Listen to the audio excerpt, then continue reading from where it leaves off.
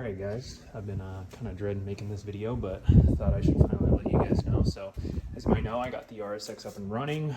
She was making boost, everything was going great. And as you can see, she kind of caught on fire. Now, I did heat wrap all of these lines for my heater core that I made and everything. Unfortunately, what did fail was the power steering.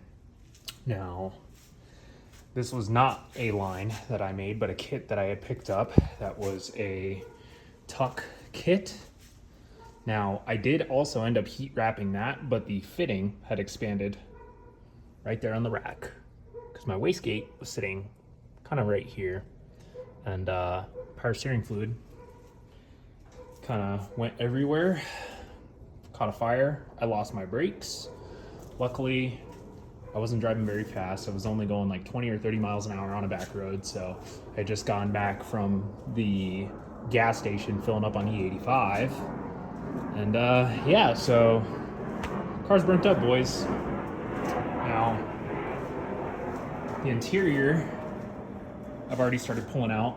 A lot of the wiring harnesses are still good, but as you can see, the damage was pretty extensive. Now, there's a lot of wiring harnesses that go into the car underneath here that I'm gonna have to pull out, try and see what's salvageable, what's not. I started going through some of the parts that I can salvage. Luckily, the damage isn't too bad, but I'm really worried about a lot of these harnesses. Now, I'm not gonna give up on this car. You know, I will come back. We will be better without power steering, of course. And I already got a replacement dash with the wiring harnesses and everything. So it's really just checking, seeing what's salvageable, what's still not. I'm really worried about this floor harness. I can always pull that out. There's a lot of harnesses here in the fuse box, and you can see that that got torn up pretty good. So I'll have to try and figure out what is exactly what, but yeah, so I'm gonna do a full interior swap on this guy. The dash is getting ripped out, new dash going in. I'm actually gonna take the time now to Alcantara the entire dash too, since it's out of the car. It's a lot easier to do. And yeah, really sucks. I'm glad to be alive. It's kind of a freak accident. You know, I'm really happy that I was not driving at speed. You know, I was only going 20 or 30 miles an hour. The fire department came out really great. All the people in my neighborhood, thank you guys so much. You guys are awesome.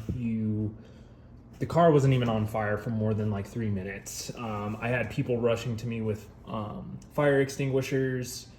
People started calling 911 right away. The fire department was out there in a matter of minutes. So really was not a very long process. So I appreciate everyone that came to help. Now it sucks. It is a big setback.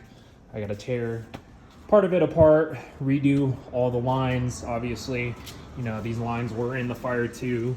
Now this did protect them, but I just don't feel safe running those coolant lines anymore. So I'm gonna go ahead and remake those as well.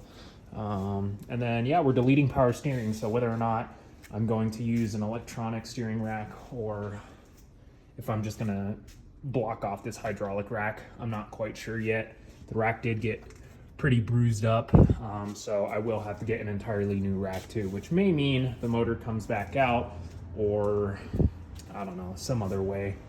But luckily the rest of the interior that I pulled out is still pretty good. Obviously very dirty from you know, the fire extinguishers. The Haltech is in perfect condition, and all the wiring for the Haltech is in great condition too. So that is one thing I'm very thankful for. They did not wash down the ECU, so the ECU does still work. Took apart the turbo. Turbo's in good condition, it's still good, so I'll be able to keep using the turbo, but I'm gonna have to source some more interior parts. Obviously the headliner is pretty cooked too, but yeah, I thought I'd give you guys an update. I know it sucks. Really looking forward to getting this car running this season. You know, she was making some good power. Definitely felt healthy. You know, I was getting 90 PSI of oil pressure. So very, very healthy motor. You know, very happy. Responding to the boost super well, but you know, we have setbacks, and that's okay. You know, like I said, I'm glad to be alive, glad that, you know, I was able to put it out so quickly and the damage was minimal. I mean, the engine trans, even my wiring harness was completely untouched, which is beautiful. So there's still a lot here to work with. It's not like the car's totaled. I'm not gonna do that. So yeah, sucks, but see you guys in another video.